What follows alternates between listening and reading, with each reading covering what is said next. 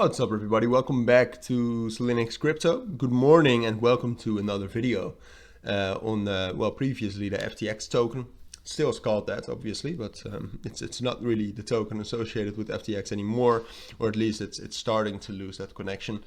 FTT is the abbreviation, but yeah, what I wanted to do in this video is just kind of talk about the fundamentals, but also look at the technicals, because what's going to happen, in my opinion, is that FTT is going to increasingly become a more like technical based token, kind of like BingX. But what we've seen now, though, still is that it's very linked to the developments of FTX. So what's happening right now is that FTX has filed for Chapter 11 bankruptcy. So SBF is no longer in charge of the company. And the company, I mean, it's just bad.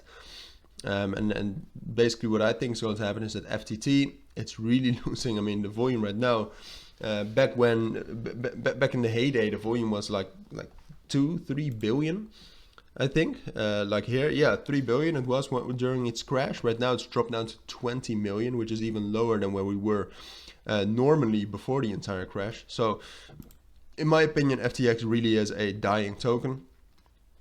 A lot of crypto exchanges have also delisted it. Right now it's mainly traded on Binance against BUSD. Well, whether that's going to stay or not, we don't know. I think so, but it's just, you can also see it in the price. It's really a dying token. And the link between FTT and FTX is decreasing and decreasing.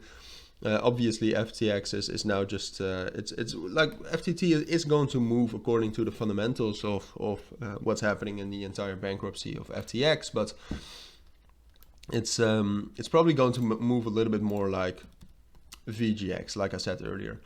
BingX is basically it's yeah. So what I said is that BingX, excuse me, but sometimes when I type I like press the button that we have to stop recording. But yeah, BingX right now is like a token of a bankrupt exchange.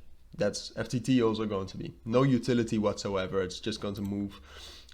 It's going to move according, like we also saw with BingX. It was quite bullish when you get some good news from the bankruptcy proceedings. But yeah, what I expect for FTT specifically, technically, is that we're not going to hold 1.5. I think we're maybe going to find some more support there. But I think at some point, I think 1.5 as a support is going to break, and that will drop down to, not necessarily 1.25, which is our like bottom. I think like 1.4, 1.35 is actually going to hold us as a consolidation and support quite for a long time.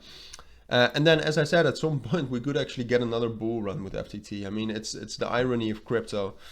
I mean, we could actually have something like this, which would be like a, I don't know, 66% move. But this is really something, I mean, I'm not expecting this to, or I am expecting this to happen, but it could be in like 3 weeks, right? So I think overall what we'll do is we'll just consolidate, and volume is going to keep on dropping, especially in this weekend. Volume is going to keep on dropping, and we'll just consolidate and we'll barely move. And then at some point you'll have very big spikes and big moves up. I think that's how it's going to turn out with FTT.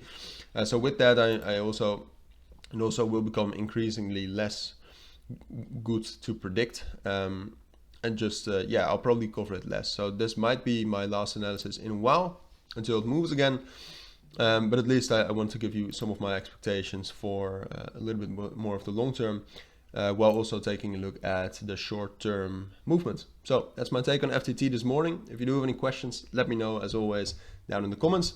But for now, take care and bye.